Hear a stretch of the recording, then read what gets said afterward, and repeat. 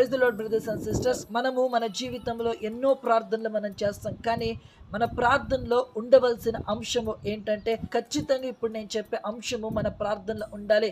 మనము మన ఆత్మీయ జీవనము యొక్క వృద్ధి కొరకు మనము దేవుణ్ణి అడగాలి. రెండోదిగా యేసునాథుని యొక్క రెండవ రాకడ చాలా సమీపంగా ఉన్నది కనుక పరిశుద్ధాత్మ ద్వారా నన్ను మీ రాకడ కొరకు సిద్ధపరచండి ప్రభువా. నేను మేఘం మీద మీరు వచ్చినప్పుడు మిమ్మల్ని కలుసుకోవాలి నాయన.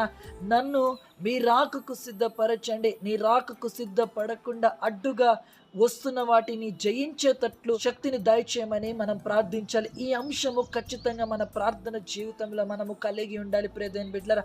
అప్పుడే రాకడ కొరకు సిద్ధపడి మేఘమెక్కగలమనే విషయాన్ని గ్రహించాలి. అటు ధన్యత దేవుడు మనందరికీ దయచేయను గాక. ఈ వీడియో గనక మీకు నచ్చినట్లయితే దయచేసి లైక్ చేయండి, షేర్ చేయండి, సబ్స్క్రైబ్ చేసుకోండి. అలాగే శాలం రాజు IOM మన ఇన్స్టాగ్రామ్ పేజ్ని ఫాలో అవ్వండి. God bless you all. మరణాత.